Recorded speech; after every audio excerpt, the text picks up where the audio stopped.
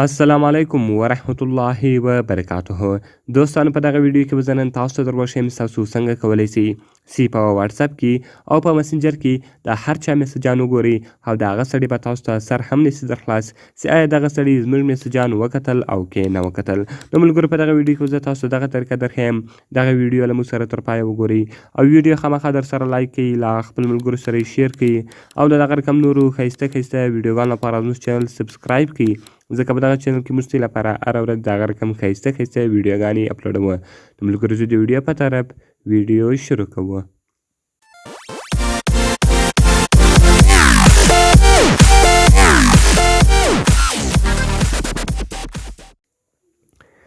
نو ملګرو تر ټوله مخکې تاسو په خپل موبایل کې یو اپلیکیشن را ډاونلوډ کړئ. دغه اپلیکیشن لینک ما تاسو ته د ویډیو په ډسکرپشن کې درکړی ده.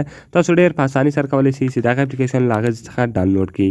نو ملګرو کله چې تاسو دغه چټ بین ډاونلوډ کړئ، هغه رقم پروواید نوټیفیکیشن اکسس او لارې به دغه ته تاسو پرمیشن ورکړئ او دغه رقم پروواید اوورلی پرمیشن دغه ته به هم تاسو پرمیشن ورکړئ او اګنور بیټري دغه ته به هم تاسو چی ورکړئ پرمیشن ورکړئ.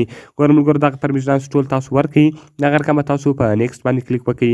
کله چې ګوره ملګرو تاسو په نیکسټ باندې کلیک وکړئ، اوس ګوره ملګرو تاسو په اودر ته راسئ.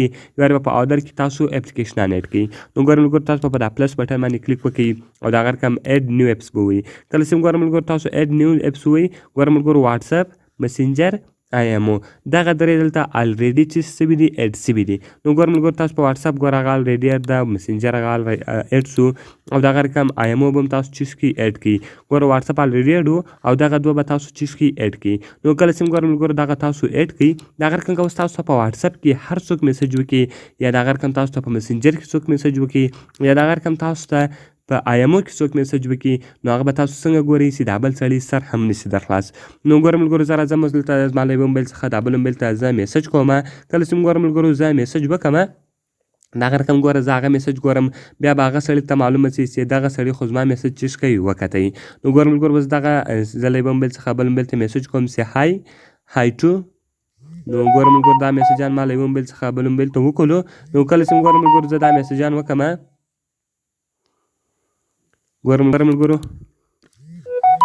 نو ګوره ملګرو دغه میسجان ما وکړو چې څنګه یې زه غواړم چې دغه میسجان وګورم او دغه سړي دې سر هم نشي خلاص چې آیا دغه سړي زما میسجان وکتل او که نه وکتل.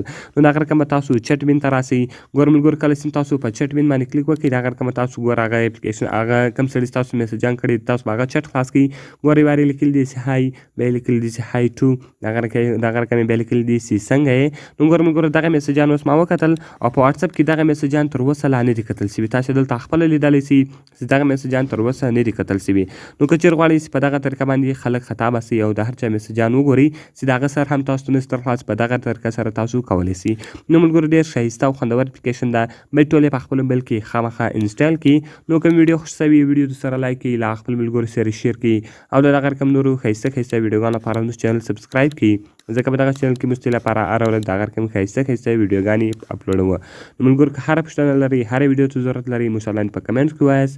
په دعاګانو کې مې یاد ساتئ. میلاویږو په نورو ښایسته ویډیوګانو کې. د خدای په امان.